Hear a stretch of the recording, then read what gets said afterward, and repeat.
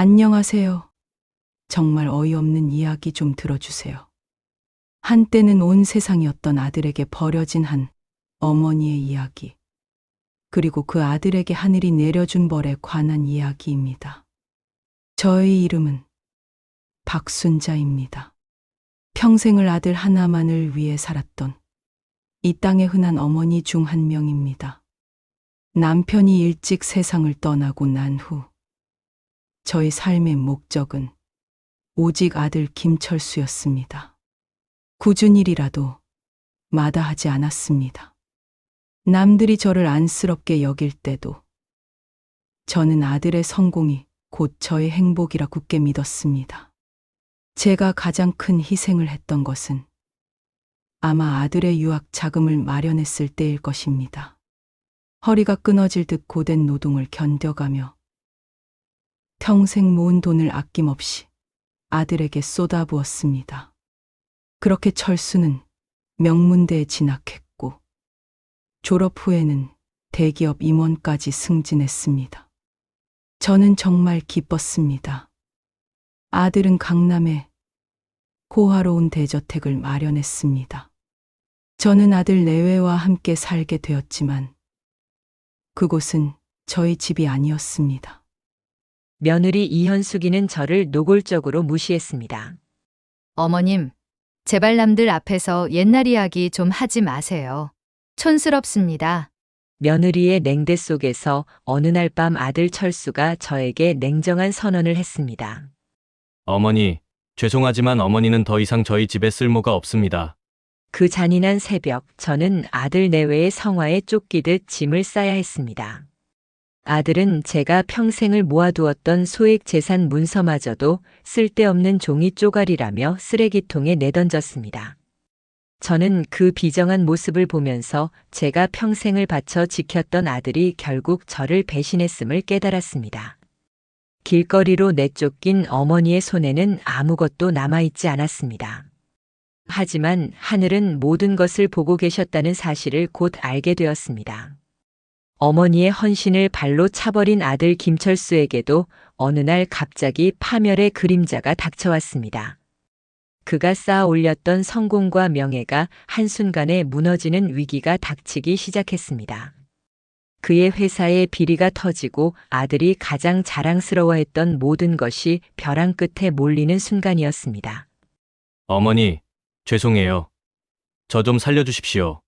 뒤늦게 저를 찾는 아들의 절규가 들려왔지만 이미 모든 것이 늦은 뒤였습니다.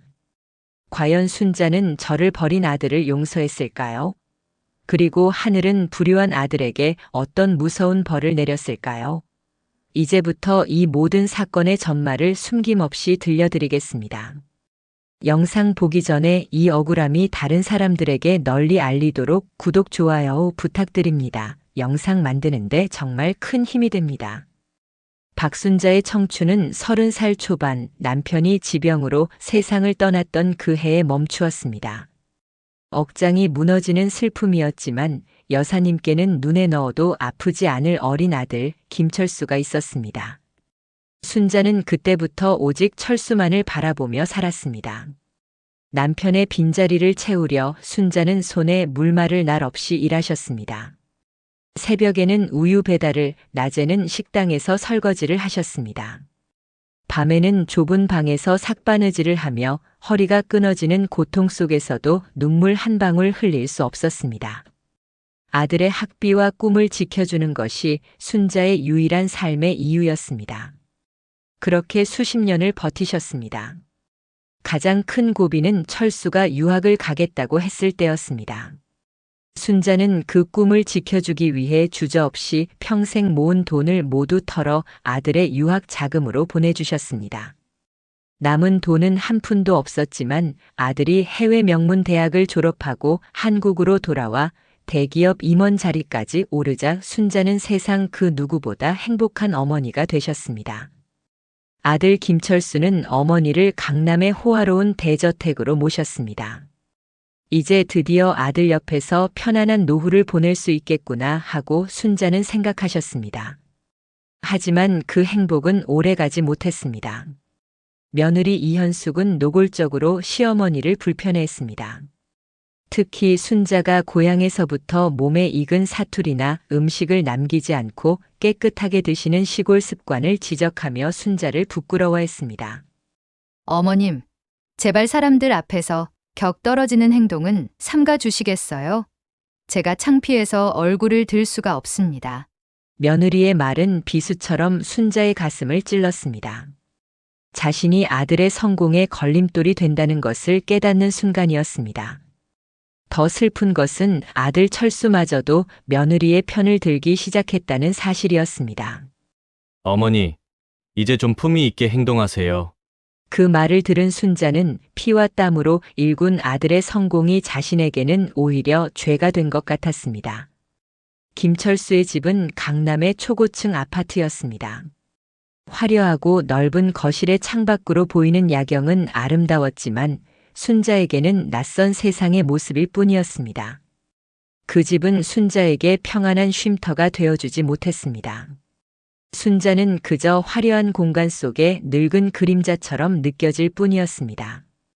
며느리 이현숙은 순자를 향한 불편함을 숨기지 않았습니다.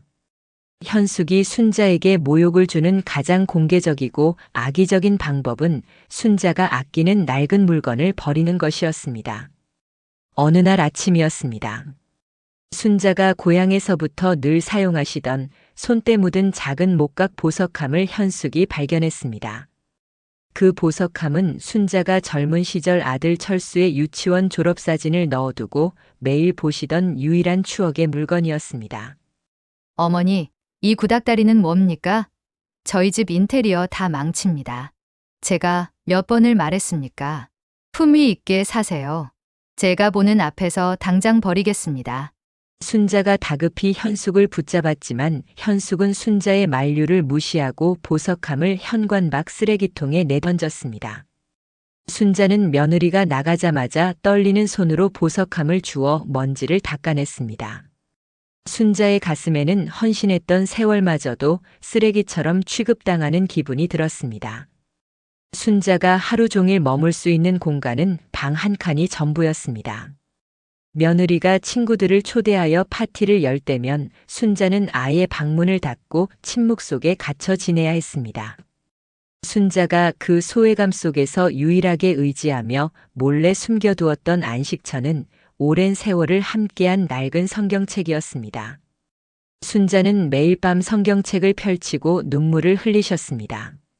성경책의 낡은 종이는 순자의 눈물을 묵묵히 받아주었습니다. 하느님, 제가 대체 무슨 죄를 지었기에 자식에게 짐짝 취급을 받아야 합니까? 저의 기도가 아들에게 닿기는 하는 것일까요? 아들 철수가 퇴근하여 돌아와도 상황은 나아지지 않았습니다. 아들은 어머니의 낡은 성경책이나 초라한 방에는 관심을 두지 않았습니다. 대신 늘 어머니 현숙이가 부탁한 대로 조용히 계셨죠? 라고 확인하는 것이 전부였습니다. 순자는 아들이 성공한 후 자신을 노후 대비 보험 정도로만 생각하는 것은 아닌지 깊은 의심과 고독감에 빠지기 시작했습니다. 아들 김철수가 어머니 순자를 냉혹하게 내쫓기로 결심한 데에는 결정적인 외부 요인이 있었습니다. 바로 최근에 있었던 아파트 주민 모임 때문이었습니다. 김철수는 자신의 성공을 과시하며 모임에 참석했으나 순자의 시골 습관과 사투리 때문에 몇몇 주민들로부터 은근한 비웃음을 샀습니다. 그는 어머니의 존재가 자신의 품위와 사회적 지위를 깎아내린다고 확신했습니다. 그날 밤 철수는 술에 취해 들어와 거실 소파에 앉아 있는 순자에게 다가갔습니다. 순자는 아들이 좋아하는 음식을 해주고 싶어 아침부터 재료를 사두었습니다. 지금이라도 아들에게 그 소원을 이야기하려 했습니다. 철수야, 내가 어릴 적 가장 좋아했던 된장찌개를 끓여두었단다. 내일 아침에. 순자가 말을 채 잊기도 전에 김철수는 자리에서 벌떡 일어나 어머니의 말을 잘라버렸습니다. 그의 눈빛은 차갑고 냉정했습니다. 수십 년의 헌신 따위는 한순간에 지워버린 듯한 눈빛이었습니다. 됐습니다, 어머니. 저는 이제 그런 음식 안 먹습니다. 그리고 이제부터 저에게 어머니는 짐일 뿐입니다. 어머니는 늙으셨고 솔직히 저희 집에는 쓸모가 없습니다. 순자는 그 자리에서 온몸에 피가 얼어붙는 듯한 충격을 받았습니다. 평생을 바친 아들의 입에서 나온 잔인한 폭언이었습니다. 순자는 애써 눈물을 참고 아들에게 매달렸습니다. 철수야. 내가 이렇게까지 이야기할 줄은 몰랐다. 내가 혹시 어디 아픈 데는 없니? 어머니가 아는 한의원에 같이 가자꾸나. 어머니가 널 위해서 해줄 수 있는 게 아직 많단다. 하지만 철수는 어머니의 마지막 소원과 애정을 경멸했습니다. 어머니, 쓸데없는 소리 마세요. 이 집에서 나가주셔야겠습니다. 며느리가 어머니를 모시느라 너무 힘들어합니다. 오늘 안에 짐 정리하십시오. 현숙이가 어머니의 짐을 정리할 겁니다. 저의 결정입니다. 순자는 이제 아들에게 자식으로서의 정은 남아있지 않다는 것을 깨달았습니다. 순자가 헌신으로 일궈낸 성공이 결국 자신을 버리게 만드는 차가운 칼날이 되어 돌아온 것입니다. 그날 밤 순자는 방 한쪽에서 묵묵히 짐을 싸기 시작했습니다.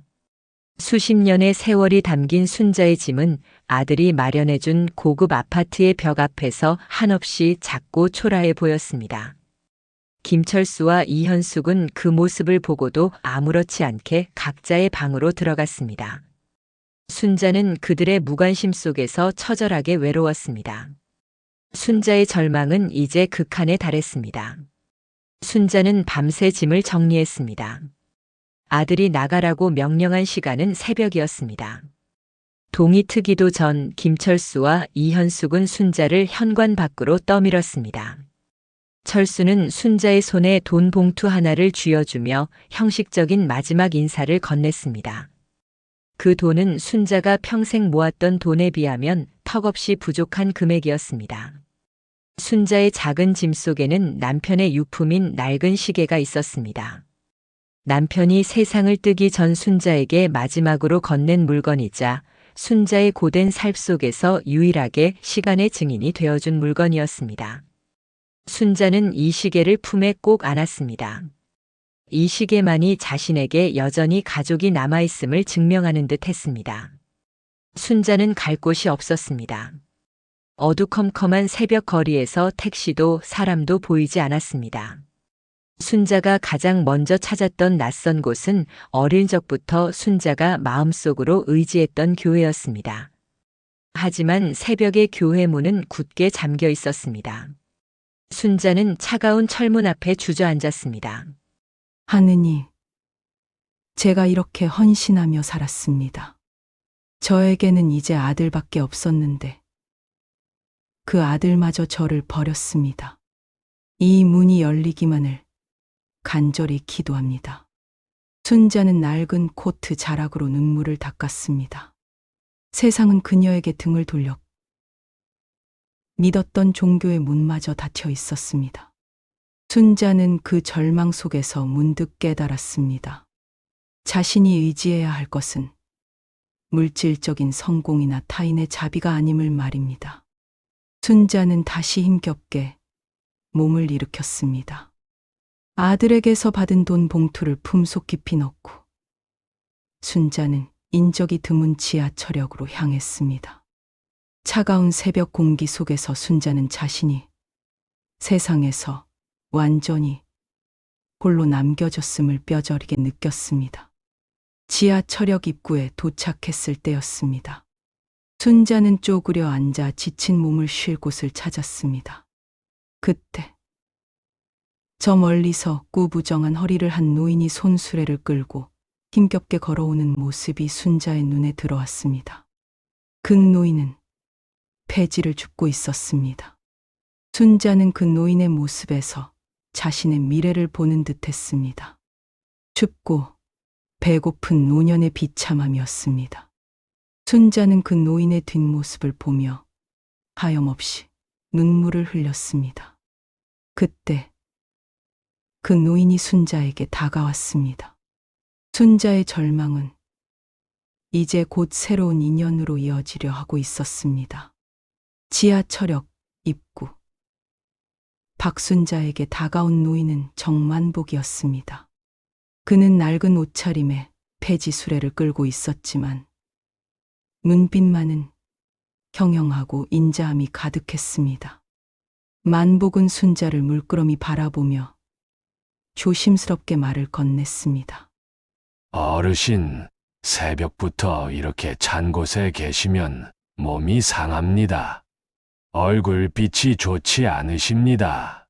혹시 어디 멀리서 오셨습니까? 순자는 낯선 사람의 따뜻한 말 한마디에 그만 울음을 터뜨릴 뻔했지만 애써 참고 고개를 저었습니다. 만복은 순자의 낡은 짐과 초라한 행색을 보고 깊은 사정을 짐작했습니다. 만복은 수레를 잠시 옆에 두고 순자에게 가장 결정적인 도움의 행동을 했습니다. 말씀하기 어려우시면 괜찮습니다.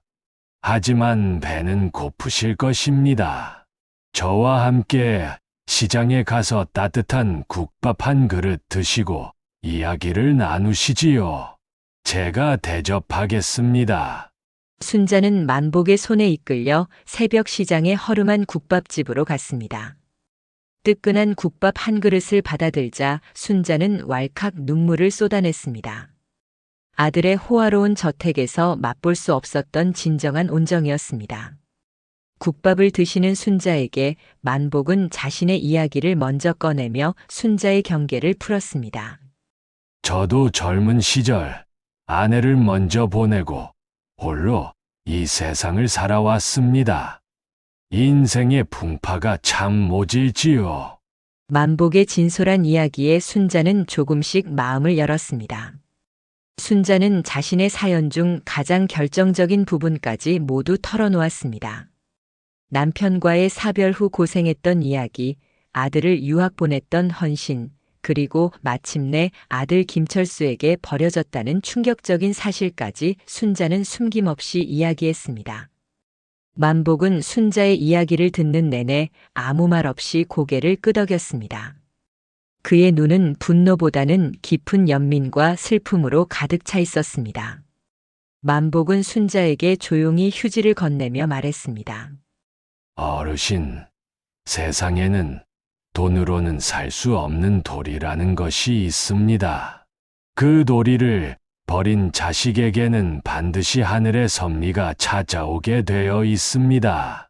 당장은 힘들겠지만 제가 작은 도움을 드릴 수 있을 것 같습니다. 제 이야기를 믿고 저와 함께 가보시겠습니까? 순자는 만복의 인자한 눈빛에서 알 수 없는 강한 신뢰를 느꼈습니다. 길거리에서 만난 파지 줍는 노인의 손을 순자는 잡았습니다. 어머니 순자가 차가운 새벽 시장에서 국밥 한 그릇으로 온정을 나누고 있을 때 순자를 내쫓은 아들 김철수와 며느리 이현숙은 강남 대저택에서 호화로운 생활을 즐기고 있었습니다. 그날 밤 철수 부부는 상류층 지인들을 초대하여 성대한 파티를 열었습니다. 파티의 가장 사치스러운 테마는 바로 명품 와인 시음회였습니다. 현숙은 수천만 원짜리 와인을 자랑하며 손님들의 부러움을 사는데 여념이 없었습니다. 거실에는 현숙이 새로 들여온 고가의 장식품들이 번쩍였고 순자가 머물던 방은 이미 파티용 코트와 핸드백을 두는 임시 창고로 변해 있었습니다. 우리 시어머니요? 글쎄요. 건강이 안 좋으셔서 지방 요양원에 가셨습니다. 저희도 마음이 아프지만 저희를 위해서는 그게 최선이었습니다. 자, 이 와인은 프랑스 보르도 최고의 포도원에서 온 것입니다. 현숙은 거짓말을 아무렇지도 않게 늘어놓았습니다. 김철수는 며느리 옆에서 잔을 부딪히며 자신의 성공과 능력에 대한 허영을 채우고 있었습니다. 어머니의 고통은 그들의 화려하고 사치스러운 파티 속에서 완전히 지워졌습니다. 한편 파티가 한창이던 시각, 순자는 정만복의 도움으로 간신히 지하도 입구의 한 구석에 자리를 잡고 있었습니다. 순자는 낡은 신문지를 깔고 앉아 품속에서 성경책을 꺼내 읽으셨습니다. 차가운 지하도 공기 속에서 순자는 자신이 겪은 비극과 아들의 배신에 대한 위안을 오직 말씀 속에서 찾으려 했습니다. 순자의 초라한 모습과 아들의 화려한 파티는 극명하게 대비되었습니다. 한쪽은 외로움과 고독에 떨며 간신히 잠을 청하고 있고 다른 한쪽은 환희와 허영 속에서 어머니를 완전히 잊고 있었습니다. 철수는 파티 중 현숙에게 살짝 묻기도 했습니다. 어머니, 혹시 연락 온 것은 없지? 혹시라도 이상한 소문이 나면 안 되는데. 철수는 어머니의 안위가 아닌 오직 자신의 평판만이 걱정되었습니다. 현숙은 철수의 걱정을 비웃기라도 하듯 대답했습니다. 걱정 마. 그 낡은 노인이 어디 가서 우리한테 해를 끼칠까. 신경 쓰지 말고 즐기자. 순자는 정만복과 함께 지내며 힘을 얻으려 했지만 이따금씩 떠오르는 아들의 잔인한 모습과 며느리의 냉대는 순자의 마음을 짓눌렀습니다. 어머니를 버린 아들과 며느리의 죄는 그들의 화려한 살 뒤편에서 점점 더 커져가고 있었습니다. 순자의 고통은 이제 곧 신체적인 고난으로 이어지려 했습니다. 박순자는 정만복 회장의 도움으로 지낼 곳은 마련했지만 길거리에서 며칠을 헤매면서 쌓였던 피로와 정신적 스트레스는 순자의 몸을 급격히 쇠약하게 만들었습니다. 며칠 후 순자는 결국 쓰러지고 말았습니다. 과도한 영양 부족으로 인한 극심한 빈혈이었습니다. 만복의 도움으로 순자는 곧바로 응급실에 실려갔습니다. 순자는 응급실 침대에 홀로 누워 링거를 맞으면서도 고된 노동으로 심하게 굽었던 자신의 허리와 굳은 살 박힌 손을 내려다보셨습니다. 평생을 아들 김철수에게 헌신한 결과가 응급실 침대 위에서 홀로 병마와 싸우는 비참함이었습니다. 의사는 순자의 상태를 살핀 후 가족들에게 연락을 취해야 한다고 말했습니다.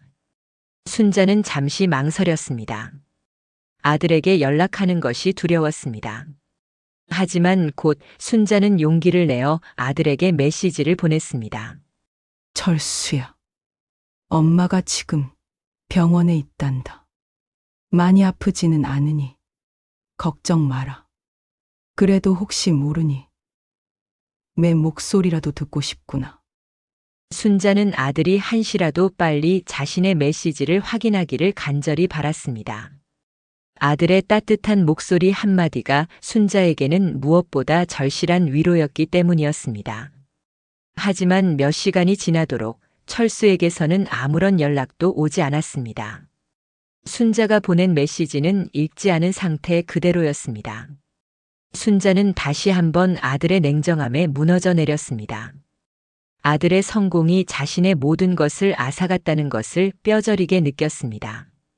그때 정만복이 순자를 찾아왔습니다. 만복은 순자가 메시지를 보낸 아들의 반응을 듣고 깊은 한숨을 내쉬었습니다. 어르신, 너무 속상해하지 마십시오. 인연이란 끊어질 때가 있는 법입니다. 제가 어르신의 보호자 역할을 하겠습니다. 의사에게 연락을 취했습니다.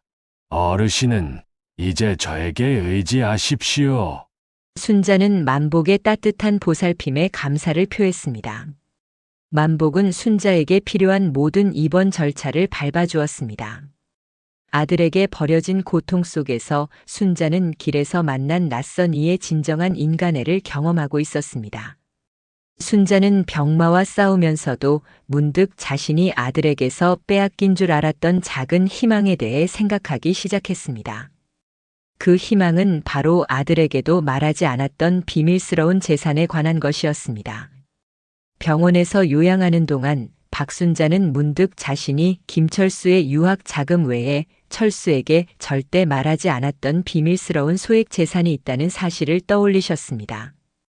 그것은 바로 시골의 낡은 땅 문서였습니다. 남편과 사별하기 전 순자가 마지막 희망으로 아주 작게 마련했던 땅이었습니다.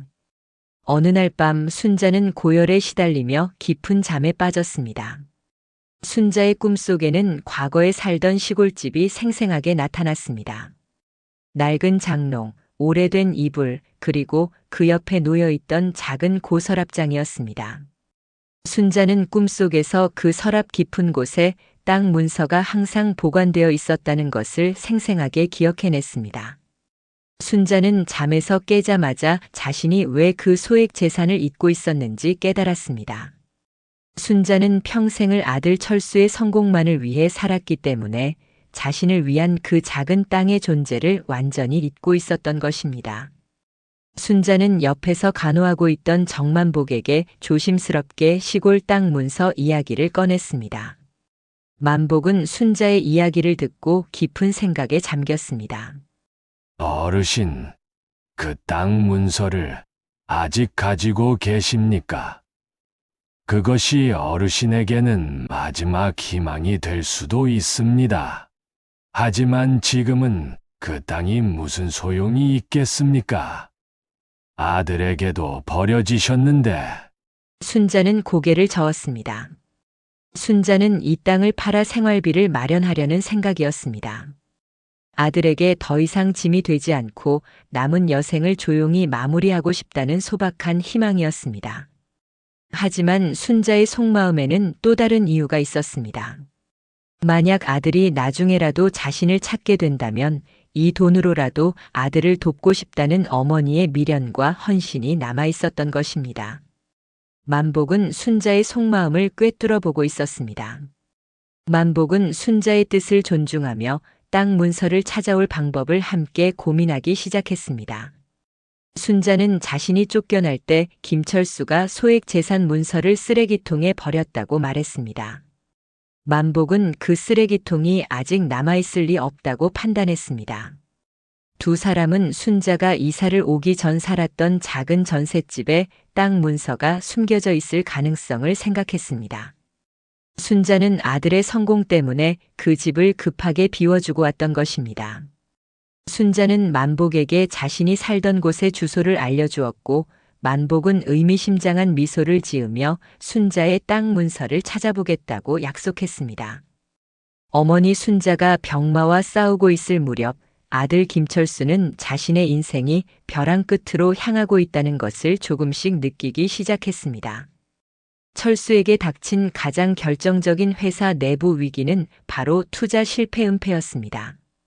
그가 무리하게 추진했던 해외 투자가 막대한 손실을 입었고 철수는 자신의 경력을 지키기 위해 그 사실을 보고서에서 숨겼습니다.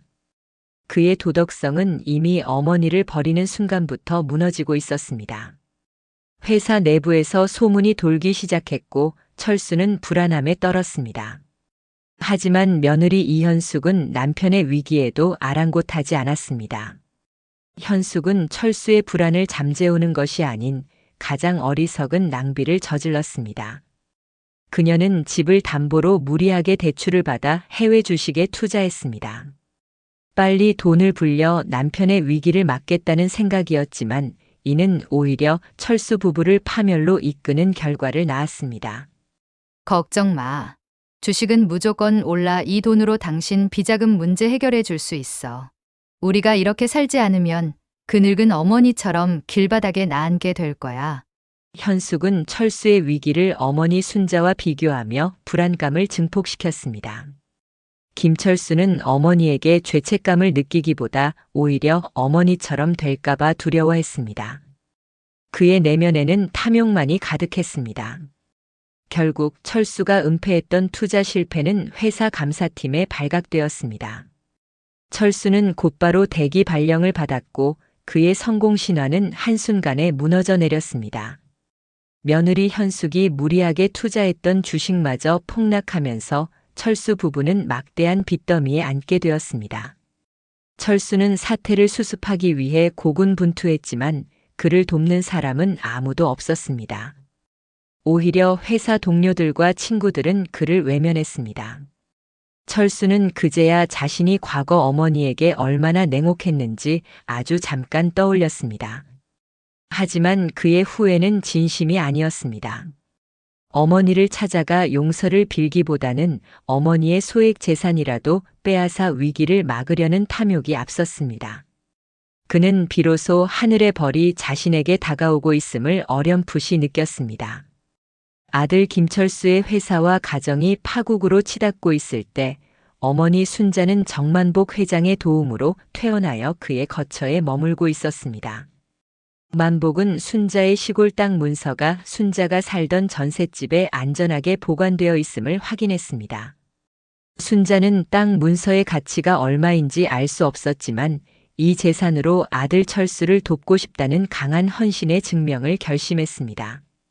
순자가 가장 예상치 못한 행동은 바로 자신의 소액 재산을 아들에게 넘겨주려 함이었습니다. 버려진 후에도 아들을 향한 어머니의 미련과 사랑이 남아 있었던 것입니다. 철수가 지금 얼마나 힘들겠니? 어머니가 마지막으로 도와줄 수 있는 건 이 땅 문서뿐이다. 이 땅을 팔아서라도 철수의 빚을 갚아줘야겠다. 순자는 만복에게 자신의 계획을 이야기했습니다. 하지만 만복은 순수의 순수한 마음을 존중하면서도 철수의 행동에 대해서는 단호했습니다. 어르신, 잠깐만 제 이야기를 들어보십시오. 어르신이 지금 그 재산을 철수에게 넘겨주시면 철수는 잠시 위기를 모면하겠지만 자신의 잘못을 전혀 깨닫지 못할 것입니다. 그것은 철수에게 진정한 사랑이 아니라 독이 될 것입니다.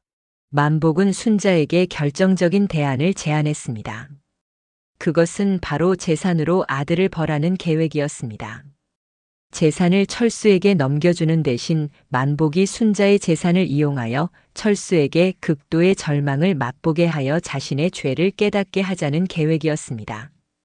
어르신, 이제는 어르신의 헌신이 아니라 어르신의 지혜를 보여줄 때입니다. 저에게 모든 것을 맡기십시오.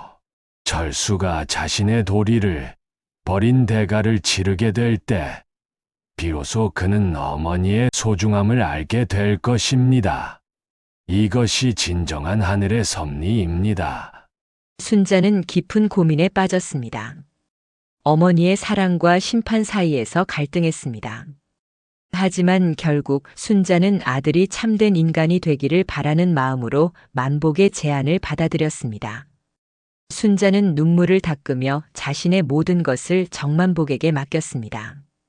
제1부는 버려진 어머니의 비극적 헌신이 이제 아들을 향한 준엄한 심판으로 바뀌는 순간을 끝으로 막을 내렸습니다. 아들 김철수가 회사에서 투자 실패 은폐 혐의로 대기 발령을 받은 후 그의 주변은 한순간에 얼어붙었습니다. 그가 누리던 권력과 허영이 사라지자 사람들이 등을 돌리기 시작한 것입니다. 철수에게 가장 먼저 끊어진 관계는 바로 평소 그에게 아부하며 투자 유치에 결정적인 역할을 했던 지인들이었습니다. 철수가 연락을 시도할 때마다 그들은 바쁘다는 핑계로 전화를 끊었습니다. 어떻게 이럴 수가 있지? 내가 그동안 쏟아부은 돈이 얼만데. 이제 와서 나를 모른 척하다니. 철수는 현실을 믿을 수 없었습니다. 그는 화려했던 임원 시절에는 어머니 순자의 존재를 부끄러워했지만 정작 위기가 닥치자 가장 먼저 그를 버린 것은 그가 자랑하던 사회적 지위와 인맥이었습니다. 빚이 쌓여가자 김철수와 이현숙 부부는 위기를 모면하기 위해 집안의 물건들을 정리하기 시작했습니다. 그들이 가장 먼저 팔려고 내놓은 물건은 바로 이현숙이 자랑하던 명품 가구였습니다. 현숙이 시어머니 순자를 무시하며 격 떨어진다고 했던 순자의 낡은 살림살이를 내쫓고 그 자리를 채웠던 가구였습니다. 아니, 이 가구들이 얼마나 비싼 건데 고작 이 가격에 팔아야 합니까? 어머니가 쓰던 낡은 물건이라도 남았으면 좋았을 텐데. 현숙은 명품 가구를 팔면서도 어머니 순자를 찾는 대신 순자의 낡은 물건이 더 가치가 있었을 것이라는 탐욕스러운 후회만을 했습니다. 철수는 아내의 모습을 보며 더욱 비참해졌습니다. 모든 것을 잃어가는 절망적인 상황 속에서 철수 부부는 어머니 순자가 남겨두었을지도 모르는 어떤 실마리에 매달리기 시작했습니다.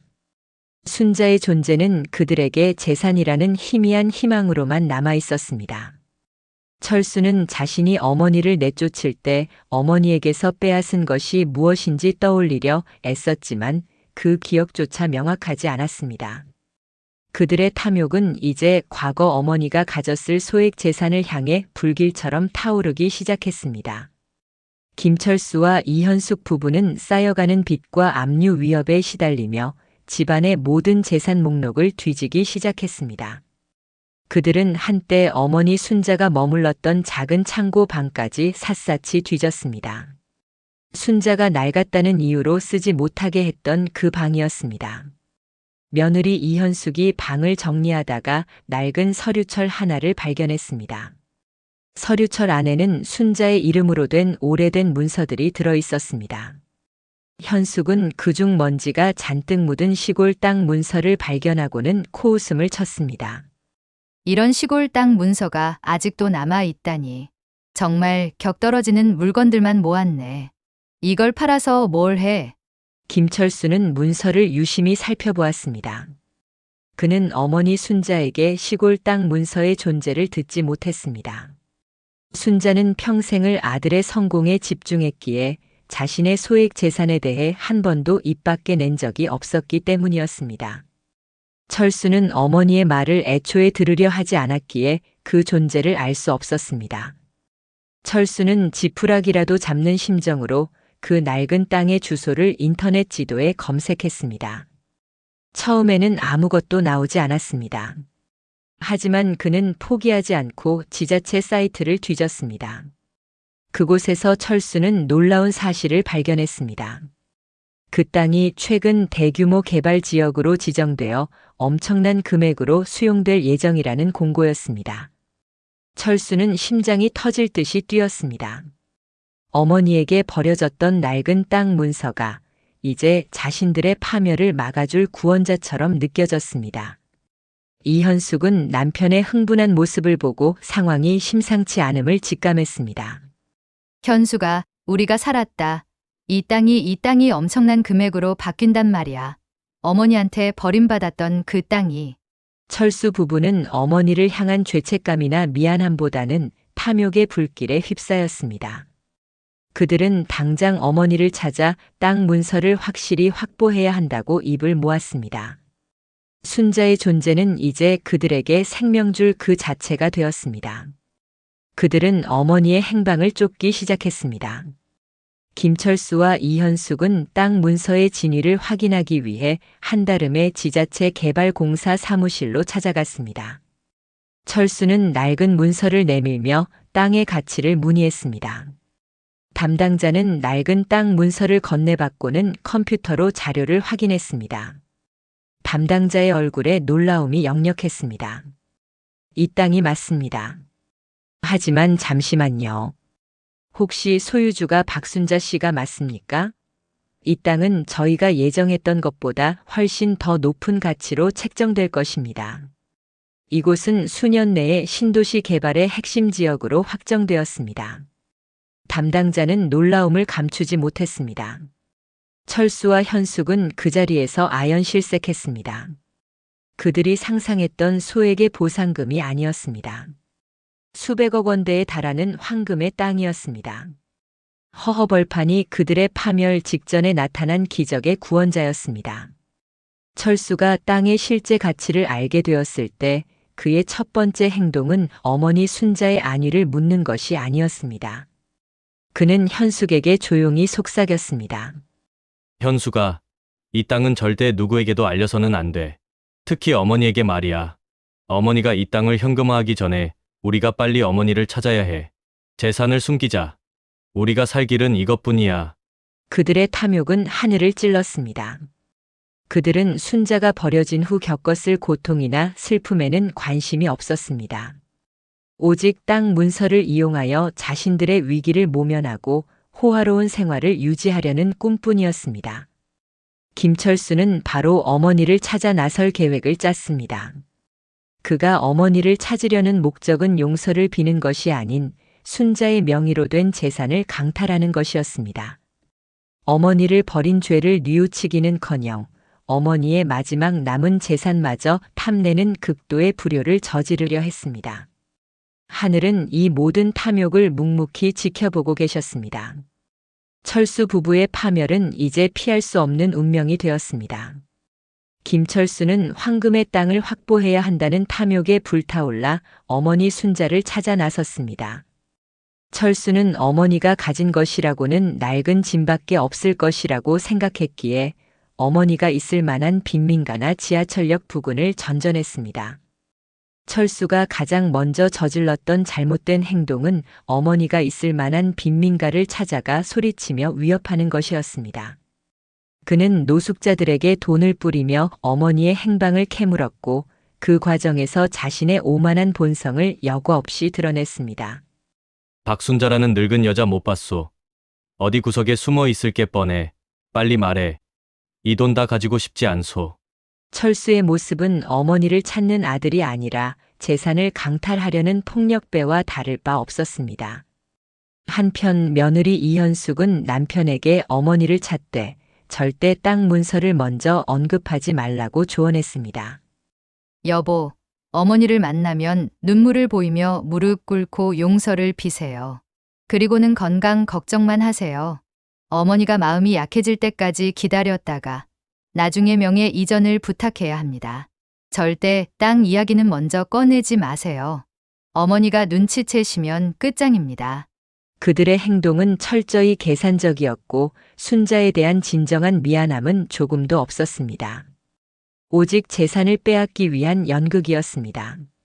철수는 어머니가 예전에 머물렀던 교회의 문 앞이나 지하도 입구 등을 뒤졌지만 순자를 찾을 수 없었습니다.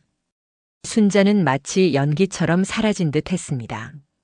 수색이 계속되던 중 철수는 어머니가 국밥을 얻어드셨던 시장 국밥집을 발견했습니다. 국밥집 주인은 철수의 얼굴을 보자마자 혀를 찼습니다. 저런 불효막심한 자식 같으니. 주인은 철수에게 순자가 정만복이라는 노인과 함께 떠났다고 말해주었습니다. 철수는 정만복이라는 이름에 의아함을 느꼈습니다. 파지 줍는 노인의 이름이었습니다. 철수는 탐욕과 분노에 사로잡혀 정만복의 행방을 추적하기 시작했습니다. 그는 어머니의 재산에 손을 대려는 정만복이 또 다른 사기꾼이라고 확신했습니다.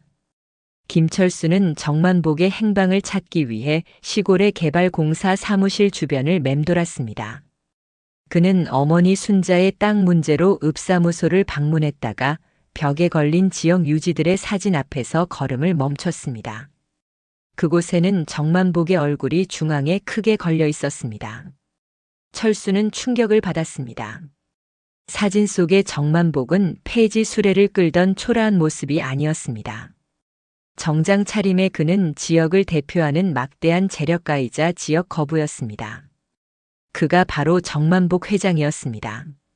철수는 자신이 그동안 파지 줍는 노인이라 무시했던 인물이 사실은 자신들이 탐내던 땅의 개발에 깊숙이 관여된 거물이라는 사실을 깨달았습니다. 철수는 분노에 떨었습니다. 자신이 얼마나 어리석었는지 깨닫기보다는 자신을 속였다는 사실에 치를 떨었습니다. 말도 안 돼. 그 늙은이가 회장이라고. 나를 가지고 놀았어. 어머니가 그 노인에게 모든 것을 빼앗긴 것이 틀림없어. 철수는 정만복이 어머니 순자를 속여 땅을 가로채려 한다고 확신했습니다. 그는 어머니를 버린 죄를 뉘우치기는커녕 정만복에 대한 적개심을 불태웠습니다. 정만복 회장이 순자와 함께 파지 줍는 노인 행세를 계속했던 가장 큰 이유는 바로 세상의 인심을 시험하기 위해서였습니다. 그는 이미 많은 재산을 가진 후에도 진정한 인간성을 찾기 위해 종종 낡은 옷을 입고 거리를 다녔습니다. 순자의 순수한 헌신과 철수 부부의 탐욕을 직접 확인하기 위함이었습니다. 정만복 회장은 순자를 지켜주면서 김철수 부부가 그 재산을 탐낼 것이라는 것을 이미 알고 있었습니다. 그는 철수 부부에게 하늘의 벌을 내리기 위한 치밀한 계획을 준비하고 있었습니다. 철수는 이제 정만복 회장이라는 거대한 벽 앞에서 자신의 파멸을 가속화시키고 있었습니다. 김철수가 어머니 순자의 땅을 찾겠다고 나섰을 무렵 그의 인생을 끝장낼 법적 처벌 위기가 닥쳐왔습니다. 철수의 투자 실패 은폐 사실이 회사 내부에 폭로되었고 이는 곧바로 언론에 대서특필되었습니다. 철수의 비리를 외부에 폭로한 의외의 인물은 바로 이현숙에게 무시당했던 과거 회사 동료였습니다. 현숙이 임원 사모 행세를 하며 철수의 동료들을 사적인 모임에서 공개적으로 무시했던 것이 화근이었습니다. 그 동료는 철수가 궁지에 몰리자 결정적인 증거를 들고 나가 복수를 감행했습니다. 김철수 씨, 당신은 어머니를 버렸을 때부터 이미 인간으로서 끝난 겁니다. 이제 당신의 오만함에 대한 대가를 치르세요. 철수는 곧바로 구속될 위기에 처했습니다. 그의 집에는 압류 딱지가 붙기 시작했고 이현숙이 무리하게 투자했던 주식은 휴지 조각이 되었습니다. 현숙은 절규하며 남편에게 매달렸습니다. 여보, 어떻게 해? 우리 이제 어디서 살아? 이 모든 게 다 어머니 때문이야.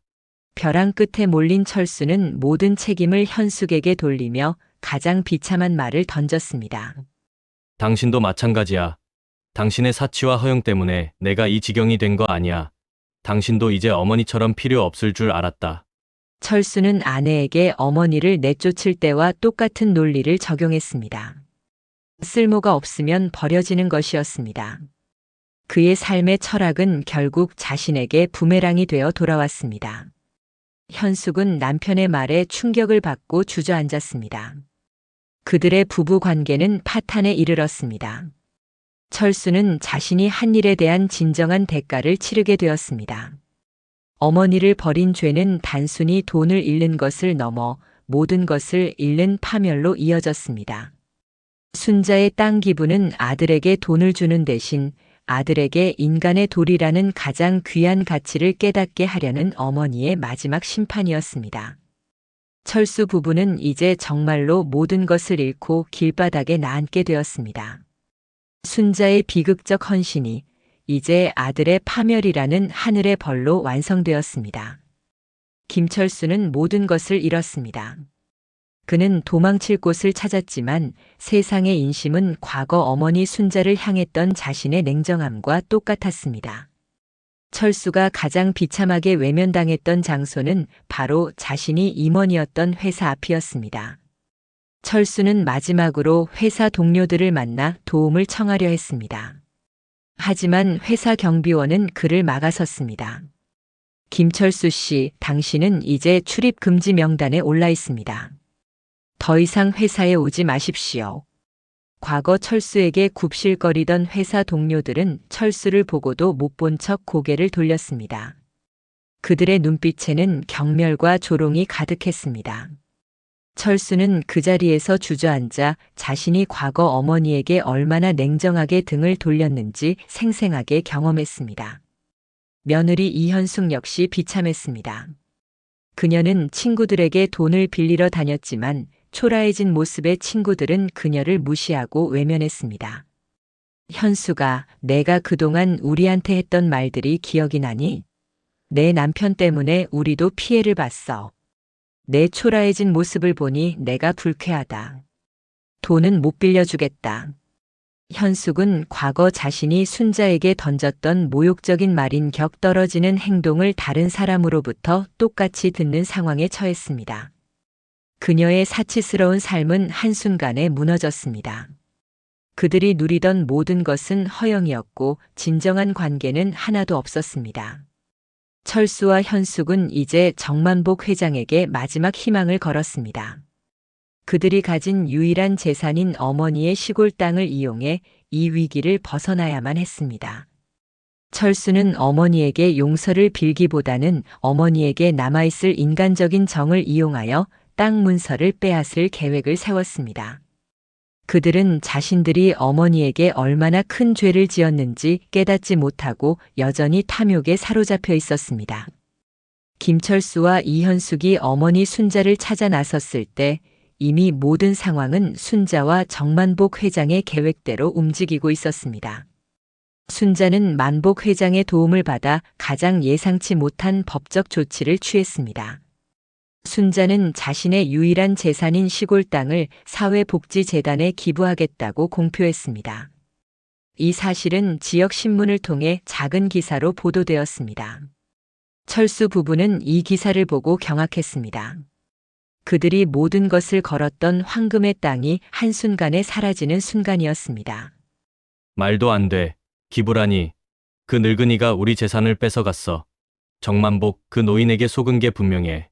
철수는 정만복 회장을 찾아가 분노를 터뜨렸습니다. 하지만 만복 회장은 냉정하게 철수를 바라보며 말했습니다.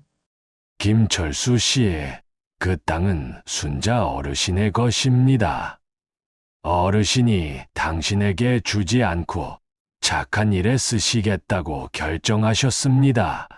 당신은 이미 어머니의 헌신과 사랑을 버렸습니다. 땅을 탐낼 자격은 없습니다. 이 법적 조치로 인해 김철수 부부가 잃게 된 가장 큰 물질적 기대는 바로 땅 매각 대금으로 호화 생활을 유지하려던 꿈이었습니다. 그들은 이 땅을 담보로 대출을 받아 빚을 갚고 다시 예전의 사치스러운 삶을 살 계획이었습니다. 그들의 마지막 희망마저 완전히 사라진 것입니다. 철수는 자신이 한 일에 대한 진정한 대가를 치르게 되었습니다. 어머니를 버린 죄는 단순히 돈을 잃는 것을 넘어 모든 것을 잃는 파멸로 이어졌습니다. 순자의 땅 기부는 아들에게 돈을 주는 대신 아들에게 인간의 도리라는 가장 귀한 가치를 깨닫게 하려는 어머니의 마지막 심판이었습니다. 철수 부부는 이제 정말로 모든 것을 잃고 길바닥에 나앉게 되었습니다. 김철수에게 남은 것은 아무것도 없었습니다. 회사에서는 구속 위기에 처했고 집에는 압류 딱지가 붙었으며 어머니 순자의 황금의 땅마저 사회복지재단 기부라는 철퇴를 맞았습니다. 그는 자신이 누리던 모든 것을 잃고 이제 강남의 호화로운 아파트 대신 싸구려 모텔방에 숨어 지내는 신세가 되었습니다. 철수가 정신적으로 가장 의지했던 물건은 바로 자신이 받았던 임원 명패였습니다. 그는 명패를 품에 안고 거울을 보며 나는 김철수 임원이야. 나는 성공한 사람이야. 라고 끊임없이 중얼거렸습니다. 그러나 명패에 번쩍이는 글자는 그의 초라한 현실만을 더욱 부각할 뿐이었습니다. 그의 허영은 죽는 순간까지도 그를 지배하고 있었습니다. 며느리 이현숙 역시 모든 것을 잃은 절망감에 빠져 있었습니다. 그녀는 남편 철수에게 모든 것을 버리고 떠나자고 절규했습니다. 여보, 이제 정말 끝이야. 이대로 있다가는 경찰에 잡혀. 모든 거 다 버리고 당장 이 나라를 뜨자고. 현숙은 남은 모든 것을 정리하고 해외로 도피하려 했습니다. 하지만 김철수는 현숙이 버리고 가자고 말했던 아파트 열쇠를 부여잡고 절대 버릴 수 없다고 매달렸습니다. 그에게 그 열쇠는 과거의 영광과 다시 돌아갈 수 있으리라는 희미한 미련의 상징이었기 때문이었습니다. 안 돼. 이 열쇠는 버릴 수 없어. 나는 저 집으로 돌아갈 거야. 어머니의 땅만 찾으면 돼. 정만복 그 노인만 잡으면 돼. 철수는 자신의 파멸이 어머니 순자나 정만복 회장 때문이라고만 생각했습니다. 그는 자신이 저지른 배은망덕한 죄는 조금도 돌아보지 않았습니다. 철수는 이현숙과 함께 마지막 몸부림을 치기 위해 정만복 회장이 순자와 함께 머물고 있는 시골 마을로 향했습니다. 그들의 눈에는 탐욕과 증오만이 남아 있었습니다. 철수 부부의 절망은 극에 달했고 이제 곧 최후의 심판이 기다리고 있었습니다. 김철수와 이현숙은 간신히 시골 마을의 한적한 정원으로 찾아왔습니다. 그곳에는 평화로운 모습의 정만복 회장이 차를 마시고 있었습니다. 철수는 분노에 차서 정만복에게 달려들었습니다. 당신이 우리 어머니를 꼬드겨서 땅을 가로챈 사기꾼 노인이지. 우리 어머니 재산을 당장 내놓으시오. 정만복 회장은 미동도 없이 그들을 바라보았습니다. 그리고 조용히 손짓하자 정원 안쪽에서 한 여인이 걸어 나왔습니다. 바로 어머니 박순자였습니다. 순자는 정만복 회장 덕분에 이제 더 이상 초라한 모습이 아니었습니다. 깨끗하고 단아한 한복 차림의 순자는 품위 있고 평온한 모습으로 철수 부부를 바라보았습니다. 철수와 현숙은 너무나 충격을 받아 그 자리에서 굳어버렸습니다. 철수야. 현수가. 너희들을 이렇게 다시 보게 될 줄은 몰랐구나. 철수는 어머니에게 무릎을 꿇었습니다. 하지만 그의 눈에는 용서가 아닌 여전히 재산을 돌려받으려는 갈망이 남아 있었습니다. 그때 정만복 회장이 철수에게 다가섰습니다. 김철수 씨, 당신은 착각하고 있습니다. 어머니를 버린 후 당신이 잃은 것은 이 땅의 재산이 아닙니다. 이 땅의 가치 따위는 중요하지 않습니다. 당신이 잃은 것은 바로 인간의 도리입니다. 이것이 당신에게 내려진 하늘의 벌입니다. 정만복 회장은 버려진 것은 재산이 아니라 인간의 도리다는 핵심 교훈을 강조했습니다. 철수가 어머니의 헌신과 사랑을 버렸을 때 하늘은 그의 성공과 명예를 거두어 간 것입니다. 어머니의 재산을 탐하는 동안 철수는 자신의 영혼마저 잃어가고 있었습니다. 순자는 말없이 철수 부부에게 다가가셨습니다. 순자는 이제 심판자가 아닌 모든 것을 지켜본 어머니의 눈빛으로 아들을 바라보셨습니다. 철수 부부는 어머니의 깨끗하고 품위 있는 모습과 정만복 회장의 준엄한 심판 앞에서 비로소 자신들이 얼마나 큰 죄를 저질렀는지 어렴풋이 깨닫기 시작했습니다. 제2부는 철수 부부가 파멸의 정점에서 참된 인간의 가치를 되찾는 기회를 얻으며 막을 내렸습니다. 김철수는 구속 직전에 놓였습니다. 그의 비리 혐의는 명백했고 변호사를 선임할 돈조차 없었습니다. 검찰 조사실에서 홀로 앉아 절망하던 철수에게 믿을 수 없는 일이 벌어졌습니다. 어머니 박순자가 정만복 회장과 함께 조사실에 나타나셨습니다. 철수는 어머니의 깨끗하고 품위 있는 모습에 충격을 받았지만 그의 머릿속에는 오직 땅 문서에 대한 미련만이 가득했습니다. 철수가 어머니에게 가장 먼저 한 행동은 눈물을 흘리며 용서를 비는 것이 아니었습니다. 그는 절규하며 어머니에게 매달렸습니다. 어머니, 저 좀 살려주십시오. 제가 잘못했습니다. 제발 저를 용서해 주시고 그 땅 문서만이라도 저에게 돌려주십시오. 그 땅이 있어야 제가 다시 일어설 수 있습니다. 순자는 아들의 여전한 탐욕과 이기심에 깊은 슬픔을 느끼셨습니다. 순자는 검사에게 단호하게 말씀하셨습니다. 순자가 아들을 위해 참된 용서를 표하며 포기한 것은 땅 외에 또 다른 것이었습니다. 그것은 바로 아들이 자신에게 저지른 불효에 대한 모든 법적 처벌 요구였습니다. 검사님, 저는 아들 철수에 대한 모든 처벌을 원하지 않습니다. 제가 겪은 고통은 고통으로 갚지 않겠습니다. 아들은 이미 하늘의 벌을 충분히 받고 있습니다. 저는 아들이 다시 한번 인간으로서의 도리를 깨달을 수 있는 기회를 주셨으면 합니다. 순자는 아들이 자신에게 행했던 모든 배신과 냉대를 용서하셨습니다. 순자의 용서는 법적 처벌을 면하게 해주는 대신 철수에게 평생 짊어져야 할 죄책감이라는 더 무거운 짐을 안겨주었습니다. 철수는 비로소 자신이 어머니에게서 받은 사랑이 얼마나 값비싼 것인지, 그리고 자신이 어머니를 내쫓는 순간 얼마나 천한 인간이 되었는지 깨달았습니다. 철수는 그 자리에서 고개를 들지 못하고 통곡했습니다. 순자의 눈물은 자식을 향한 사랑이자 참된 심판이었습니다. 순자의 선처로 김철수는 구속은 면했지만 모든 것을 잃은 채 풀려났습니다. 그는 죄인이 되어 고개를 들 수 없었습니다. 그때 정만복 회장이 순자가 아들에게 전하라고 부탁한 낡은 편지를 건네주었습니다. 철수는 떨리는 손으로 편지를 펼쳤습니다. 어머니의 편지는 헌신적인 사랑과 함께 재산 속에 담긴 진실을 담고 있었습니다. 사랑하는 아들 철수에게 내가 어미에게 줬던 상처는 시간이 흐르면 잊겠지. 하지만 이 편지 속에 담긴 어머니의 가르침은 잊어서는 안 된다. 철수야, 돈은 잠시 곁에 머물지만 정직과 도리는 영원하다. 재산은 내가 잃어버릴 수 있지만 사람의 마음은 절대 잃지 말거라. 순자는 편지를 통해 재산보다 귀한 것은 정직과 도리임을 분명히 했습니다. 철수는 편지를 읽으며 자신이 과거에 저질렀던 모든 죄를 되돌아보았습니다. 그가 가장 크게 후회한 과거 행동은 바로 유학 자금을 받고도 고맙다고 말하지 않은 것이었습니다.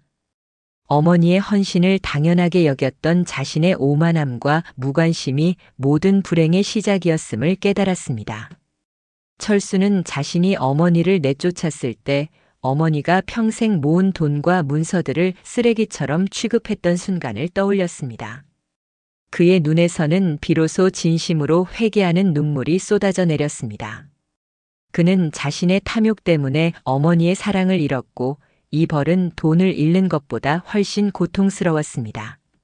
철수는 아내 이현숙에게도 편지를 보여주었습니다.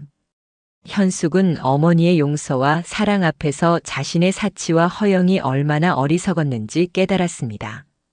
두 사람은 이제 더 이상 돌아갈 곳이 없음을 알았습니다. 그들에게 남은 것은 몸과 마음뿐이었습니다. 순자의 편지는 그들에게 새로운 삶을 시작할 수 있는 유일한 나침반이 되어 주었습니다. 김철수와 이현숙이 어머니의 편지를 읽고 참회의 눈물을 흘릴 때 정만복 회장이 그들에게 다가왔습니다. 만복 회장은 순자와 함께 설계했던 모든 계획의 진짜 의도를 설명했습니다.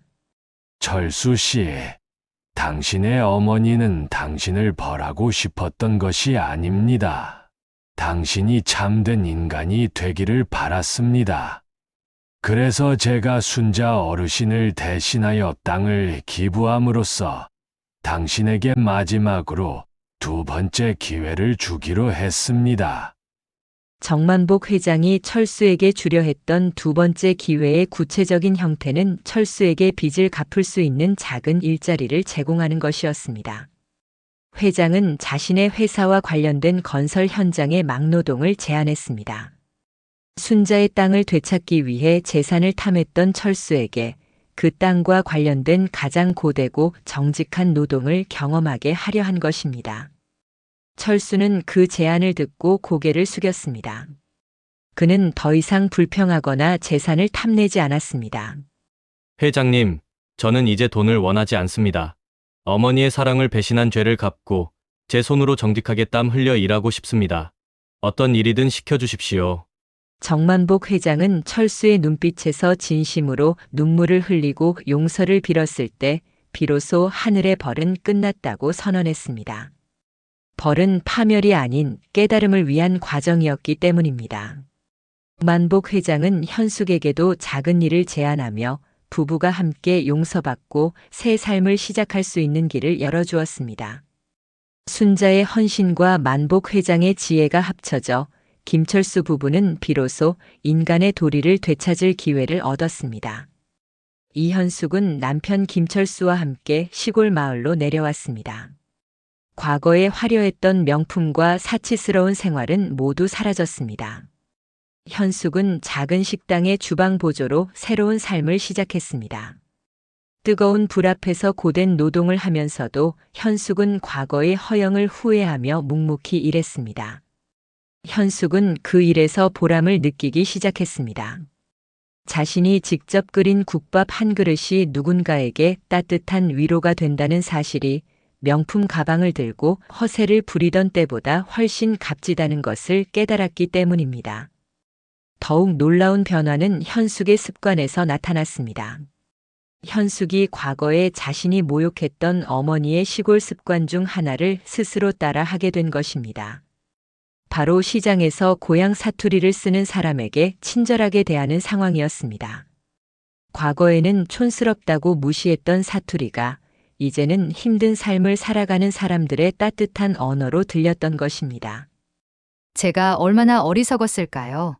어머니의 소박한 습관 속에는 이렇게 깊은 정과 삶의 지혜가 담겨 있었는데. 현숙은 시장에서 우연히 만난 고향 사투리를 쓰는 노인에게 순자를 대하듯 따뜻하게 말을 건넸습니다. 현숙의 얼굴에는 과거의 날카로움 대신 인자함과 친절함이 자리 잡았습니다. 현숙은 순자에게 용서를 구하고 싶었지만 아직은 그럴 자격이 없다고 생각했습니다. 한편 남편 김철수는 건설 현장에서 땀 흘리며 일하고 있었습니다. 현숙은 퇴근 후 남편에게 따뜻한 국밥을 건넸습니다. 두 사람은 더 이상 과거의 부귀영화를 이야기하지 않았습니다. 그들은 오직 서로를 의지하는 마음과 노동의 정직함에 감사했습니다. 박순자를 내쫓았던 비정한 부부가 이제야 비로소 인간적인 삶의 첫걸음을 떼고 있었습니다. 김철수가 진짜 효도를 위해 시작한 가장 고되고 정직한 일은 정만복 회장이 마련해준 건설 현장의 막노동이었습니다. 아침 해가 뜨기 전부터 시작되는 고된 육체 노동은 과거 대기업 임원이었던 철수에게는 상상조차 할 수 없는 일이었습니다. 그의 손은 굳은 살로 가득 찼고 몸은 매일 밤 통증에 시달렸습니다. 철수는 그 노동 현장에서 가장 크게 깨달은 어머니의 헌신을 떠올렸습니다. 그것은 바로 자신이 받았던 임원 월급이 어머니의 고된 노동으로 만들어진 것이라는 사실이었습니다. 내가 매달 받았던 수천만 원의 월급이 어머니의 굽은 허리와 땀방울이었구나. 나는 어머니의 피와 땀을 밟고 성공했는데 어머니에게는 고맙다는 말 한마디도 하지 않았습니다. 철수는 과거 어머니가 새벽에 우유 배달을 하고 밤에는 삭바느질을 하며 자신에게 바쳤던 헌신을 몸소 깨달았습니다. 어머니의 굽은 허리는 하루아침에 생긴 것이 아니라 자신을 키우기 위한 사랑의 무게였음을 비로소 알았습니다. 철수는 더 이상 임원 명패를 찾지 않았습니다. 그는 자신이 땀 흘려번 돈으로 어머니에게 따뜻한 국밥 한 그릇이라도 사드릴 수 있는 날이 오기를 간절히 바랐습니다. 그는 이 고된 노동이 어머니에게 속죄하는 진정한 효도임을 깨달았습니다. 어느 날 철수는 현장에서 쉬는 시간에 동료들과 함께 낡은 라디오를 들었습니다. 라디오에서는 박순자가 기부한 땅에 세워질 사회복지재단에 관한 뉴스가 흘러나왔습니다. 철수는 어머니의 위대한 사랑과 용서 앞에서 다시 한번 눈물을 흘렸습니다. 그는 이제 돈을 버는 것보다 어머니의 따뜻한 마음을 담고 싶다고 간절히 소망했습니다.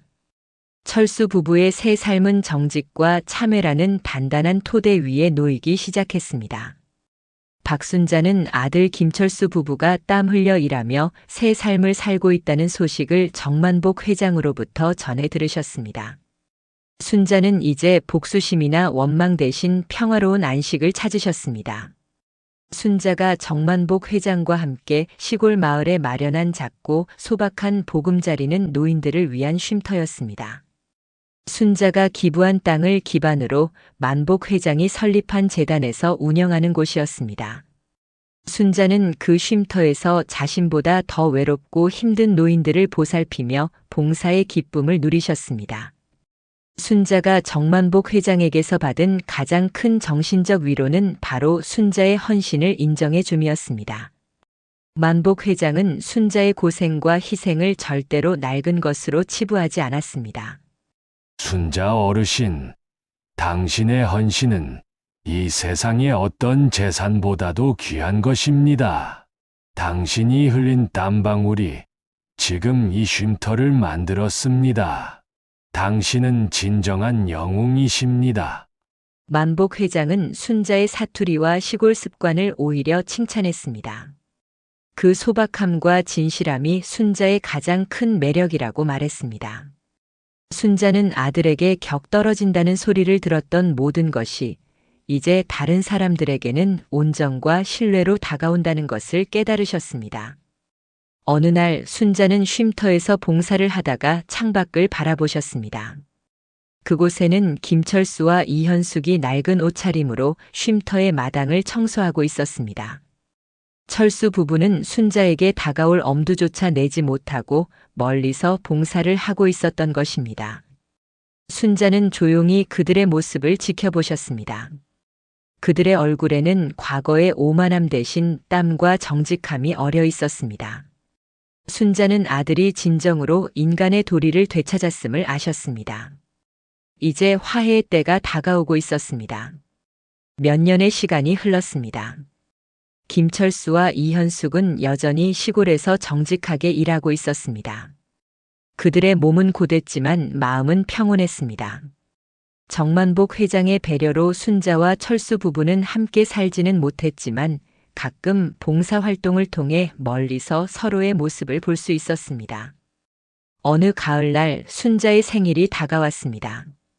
철수 부부는 어머니를 위해 소박하지만 따뜻한 생일 잔치를 준비했습니다.